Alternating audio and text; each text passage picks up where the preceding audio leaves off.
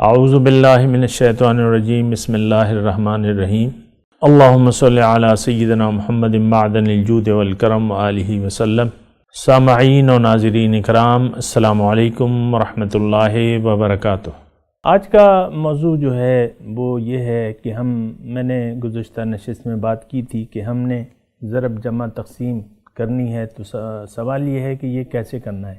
دیکھیں، اس کا میری اس بات کا مقصد یہ ہے کہ ہم خود اپنی زندگی کے بارے میں اپنے فائدے اور نقصان کا حساب کتاب یہاں پر لگا لیں۔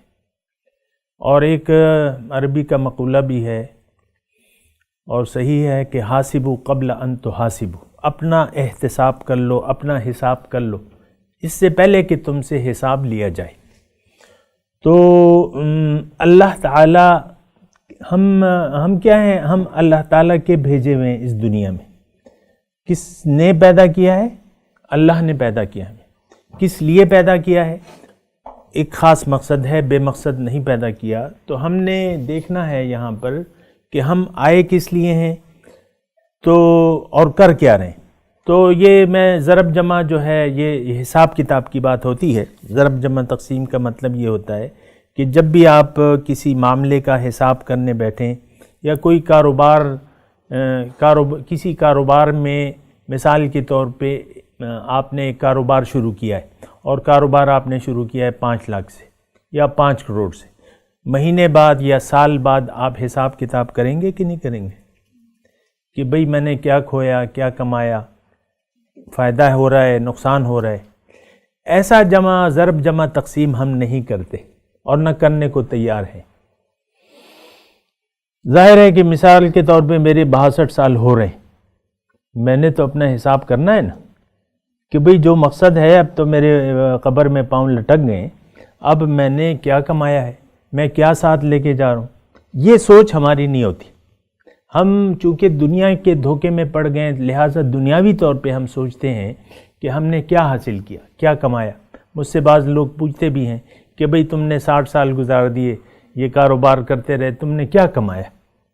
پوچھتے ہیں۔ ان کا پوچھنا بجا اپنی جگہ ہے، کیونکہ ان کی نظر جو ہے وہ دنیا پر ہے، تو وہ مجھ سے دنیا ہی کے بارے میں پوچھیں گے۔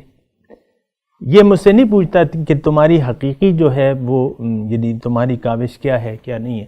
بہرحال یہ حساب کتاب جو ہے، دیکھیں ہمیں جس وقت بھی، اب دیکھیں موت کا تو کوئی پتہ نہیں چلتا، موت تو کسی وقت بھی آ سکتی ہے۔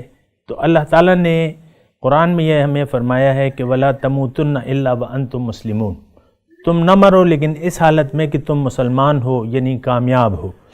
اب ہم تو اپنا حساب اگر کتاب لگاتے ہیں تو دنیا کے بارے میں لگاتے ہیں کہ ساری وقت جو ہم نے گنوایا ہے تو دنیا ہی کا حساب کتاب کرتے رہتے ہیں۔ اور حدیث میں ایک حدیث بھی ہے کہ انسان جب مرتا ہے تو لوگ یہ کہتے ہیں، پوچھتے ہیں کہ اس نے کیا چھوڑا، اور فرشتے پوچھتے ہیں کہ کیا لایا ہے اپنے ساتھ، یہ اپنے ساتھ کیا لایا ہے، فرشتے یہ پوچھتے ہیں۔ تو بہرحال یہ سوچ کا فرق ہے۔ تو میں بات یہ کر رہا ہوں کہ ہماری سوچ جو ہے وہ ظاہر کی ہے، لیکن نہیں، ہمیں حقیقی سوچ کرنا ہے کہ ہم اس دنیا میں جس مقصد کے لیے آئے ہیں، یعنی آپ جس عمر کے جس مرحلے میں بھی ہیں، آپ نے یہ سوچنا ہوگا، حساب کتاب لگائیں، اپنی ساری زندگی کا حساب کتاب لگائیں کہ میں نے کیا کیا ہے۔ اول تو اپنے نصب العین کا سوچیں کہ میری نیت دنیا میں رہنے کی دنیا ہے یا آخرت ہے۔ اگر آپ نے ساری زندگی دین کے کام کیے، نیت دنیا تھی، یہ ساری زندگی ضائع ہو گئی۔ نیت اگر آپ کی دنیا تھی اور ساری زندگی ہوتے، بعض لوگ مدرسوں کے محتمم ہوتے ہیں، ساری زندگی مدرسہ چلاتے رہتے ہیں، مسجد کی صفائیاں کرتے رہتے ہیں، مسجدیں بناتے رہتے ہیں، حج و عمرے کرتے رہتے ہیں، نیت دنیا کی ہوتی ہے تو وہ سارے اعمال ضائع ہو جائیں گے، یہ بات نوٹ کر لیں۔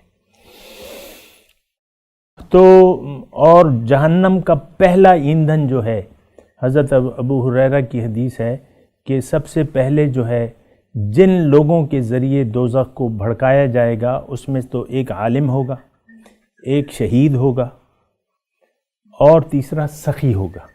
ساری عمر مال لٹاتا رہا اللہ کی راہ میں، ساری عمر تعلیم دیتا رہا لوگوں کو، اللہ کی طرف لوگوں کو بلاتا رہا، یا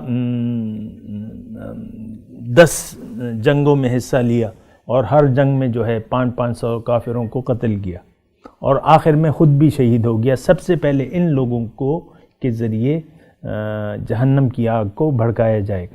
نیت اگر آپ کی درست نہیں ہے تو سارے نیک اعمال جو ہیں ضائع ہو جائیں گے، یہ بات نوٹ کر لیں۔ وآخر دعوانا ان الحمدللہ رب العالمین۔